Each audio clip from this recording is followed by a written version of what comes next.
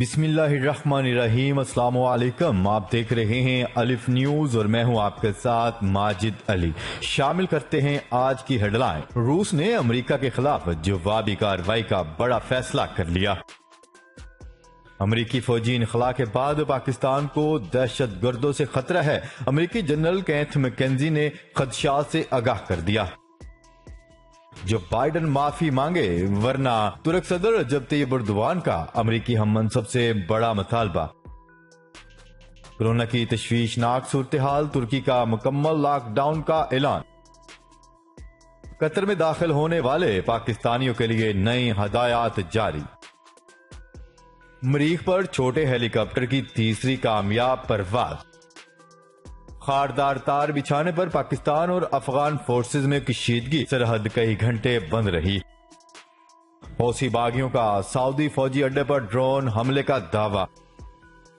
Corona کی تیسری لہر بہت خطرناک ہے، D G I S P R major general Babar Iftikhar نے خبردار کر دیا۔ پاکستان اور دنیا بھر کی خبروں سے باخبر رہنے کے لیے الف نیوز کو سبسکرائب کر لیں اور بیل آئیکن کو کلک کرنا نہ بھولیے گا۔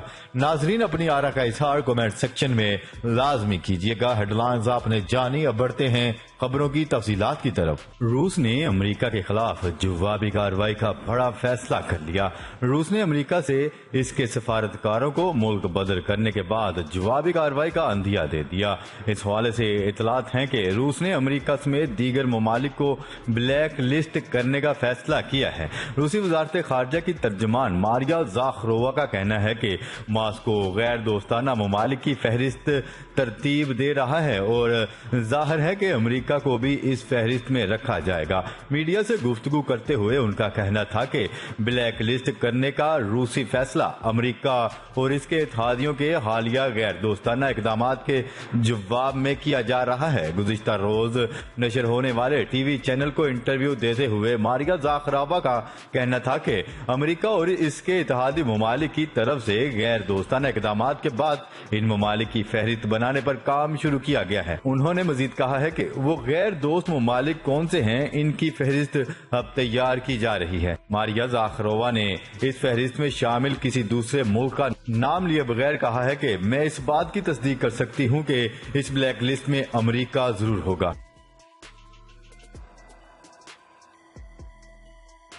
خبر کے اگلے حصے میں بات کرتے ہیں۔ امریکی فوج کی سینٹرل کمانڈ کے سربراہ جنرل کینتھ ایف میکنزی نے افغانستان میں القاعدہ اور داعش کے دوبارہ فعال ہونے کے خدشے کا اظہار کیا ہے۔ انہوں نے کہا ہے کہ افواج کے انخلا کے بعد دہشت گردوں سے پاکستان کو خطرات لاحق ہیں۔ پینٹاگون میں صحافیوں کے سوال کا جواب دیتے ہوئے امریکی جنرل کینتھ میکنزی نے کہا ہے کہ افغانستان میں القاعدہ اور داعش دوبارہ فعال ہو سکتے ہیں، جو خطے کے ملکوں خاص طور پر پاکستان کے لیے شدید تشویش کی بات ہے۔ برطانوی نشریاتی ادارے بی بی سی کے مطابق امریکی جنرل کینتھ ایف میکنزی کا کہنا تھا کہ افغانستان میں استحکام خطے کے تمام ملکوں کے مفادات میں ہے، تاہم اگر دباؤ برقرار نہ رکھا گیا تو القاعدہ اور دولت اسلامیہ افغانستان میں دوبارہ منظم ہو سکتی ہے۔ امریکی جنرل کینتھ میکنزی کا کہنا تھا کہ طالبان نے یقین دہانی کروائی ہے کہ وہ ان تنظیموں کو افغانستان کی سرزمین استعمال نہیں کرنے دیں گے۔ امید کرتے ہیں کہ اگر طالبان مستقبل میں افغان حکومت کا حصہ بن جاتے ہیں تو وہ اپنے وعدے کی پاسداری کریں گے۔ ان کا کہنا تھا کہ ابھی ہم یہ نہیں جانتے کہ افغان حکومت کی شکل کیا ہوگی، کیونکہ طالبان نے افغانستان کے امن مذاکرات میں شرکت کرنے سے انکار کر دیا اور یہ مذاکرات عارضی طور پر تعطل کا شکار ہو گئے ہیں۔ خبر کے اگلے حصے میں بات کرتے ہیں۔ ترک صدر رجب طیب اردوان نے امریکی صدر جو بائیڈن سے 1915 میں خلافت عثمانیہ کے دور میں آرمینیا کی لڑائی کو نسل کشی قرار دینے کے فیصلے کو واپس لینے کا مطالبہ کر دیا۔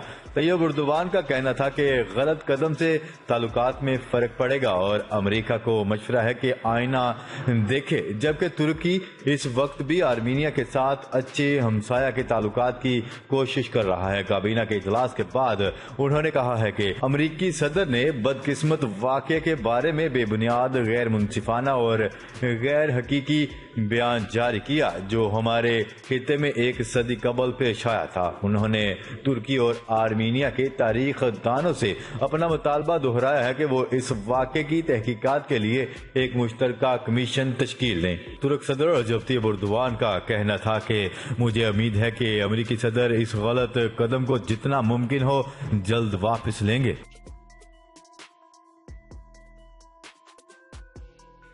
خبر کے اگلے حصے میں بات کرتے ہیں۔ ترکی کے صدر رجب طیب اردوان نے 29 اپریل سے ملک بھر میں لاک ڈاؤن کے نفاذ کا اعلان کر دیا۔ کورونا کے بڑھتے ہوئے کیسز کے پیش نظر ترکی کی کابینہ کا اہم اجلاس ہوا، جس کے بعد صدر رجب طیب اردوان نے لاک ڈاؤن کا اعلان کیا۔ انہوں نے کہا ہے کہ ملک بھر میں 29 اپریل سے 17 مئی تک لاک ڈاؤن نافذ رہے گا۔ اس دوران نہ صرف کاروبار بند رہیں گے بلکہ بین الصوبائی نقل و حرکت پر بھی پابندی عائد رہے گی۔ ترک صدر رجب طیب اردوان نے کہا ہے کہ ہمیں روزانہ کی بنیاد پر کورونا کیسز کو کم کرنے کے 5000 کی سطح تک لانا ہے، اور اگر ایسا نہ ہوا تو سیاحت اور تجارت سمیت ہر شعبے میں نتائج کا سامنا کرنا پڑے گا۔ کیا رہے کہ ترکی میں کورونا کی صورتحال تشویشناک رخ اختیار کر چکی ہے۔ 16 اپریل کو ترکی میں کورونا کے 63,000 کیسز سامنے آئے تھے، تاہم اتوار کے روز ملک بھر میں 29,000 کیسز رپورٹ ہوئے۔ پیر کو ترکی میں کورونا کے کیسز کی تعداد 37,000 رہی، جبکہ 353 اموات بھی رپورٹ ہوئیں۔ خبر کے اگلے حصے میں بات کرتے ہیں۔ قطر میں داخل ہونے والے پاکستانیوں کے لیے نئی ہدایات جاری کر دی گئی۔ قطر کی حکومت کی جانب سے جاری نئی ہدایت کے مطابق مملکت میں آنے والے پاکستانیوں کے لیے کورونا ٹیسٹ اور 10 روز کا قرنطینہ بھی لازم ہوگا۔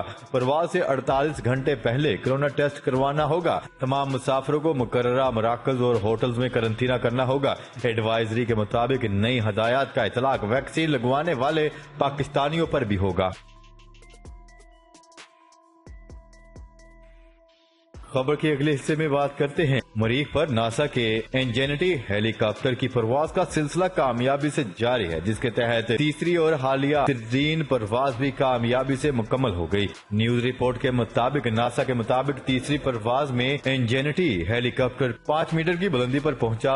اپنی دوسری پرواز میں بھی یہ اتنی ہی اونچائی تک پہنچا۔ البتہ پاکستانی وقت کے مطابق 25 اور 26 اپریل 2021 کی درمیانی رات ہونے والے اس تجرباتی پرواز میں انجینیٹی نے اضافی طور پر 50 میٹر کا فاصلہ بھی طے کیا۔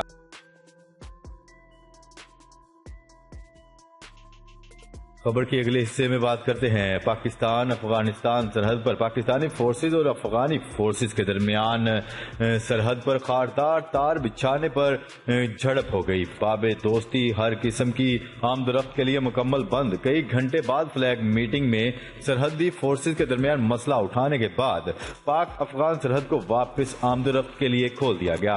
مسافر اور تاجروں کو شدید مشکلات کا سامنا، عوام میں شدید خوف و ہراس پھیل گیا۔ ذرائع کے مطابق سرحد پر جاری فینسنگ کے کام کے سلسلے میں پاکستانی ایریا گلی لکمان میں جب بارڈر فورسز نے تار بچھانے کا کام جاری رکھا تو افغان فورسز نے اعتراض اٹھایا، جس پر دونوں جانب فورسز مورچہ بند ہو گئے۔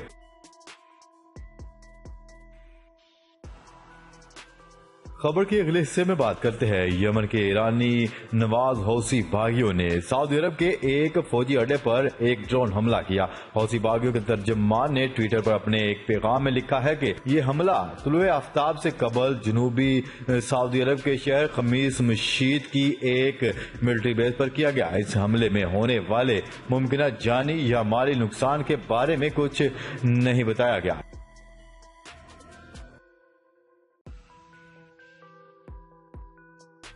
خبر کے اگلے اور آخری حصے میں بات کرتے ہیں۔ پاک فوج کے شعبہ تعلقات عامہ ISPR کے D G major general Babar Iftikhar کا کہنا ہے کہ پاکستان میں اس وقت کورونا کی تیسری لہر جاری ہے، جو کہ پہلی دونوں لہروں سے کہیں زیادہ خطرناک اور جان لیوا ثابت ہو رہی ہے۔ راولپنڈی میں میڈیا سے گفتگو کرتے ہوئے انہوں نے بتایا ہے کہ پوری دنیا اور بالخصوص ہمارا خطہ اس وقت اس وبا سے شدید متاثر ہو رہا ہے۔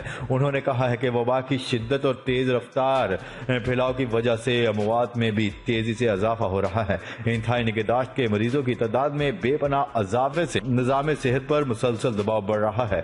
ان کا کہنا تھا کہ ملک میں اس وقت آکسیجن کی کل پیداوار کا 75% سے زائد صحت کے شعبے کے لیے مختص ہے۔ کورونا کی موجودہ صورتحال برقرار رہی تو انڈسٹری کے لیے مختص آکسیجن بھی صحت کے شعبے کے لیے وقف کرنا پڑ سکتی ہے۔ میجر جنرل بابر افتخار نے بتایا ہے کہ اسلام آباد سمیت ملک بھر کے 51 شہروں میں کورونا کے مثبت کیسز کی شرح 5% سے زائد ہو گئی۔ جی تو ناظرین، آج کے لیے اتنا ہی۔ مزید خبریں لے کر بہت جلد آپ کی خدمت میں حاضر ہوں گے۔ تب تک کے لیے اپنا خیال رکھیے گا۔ اللہ نگہبان۔ پاکستان زندہ باد۔ پاکستان آرمی پائندہ باد۔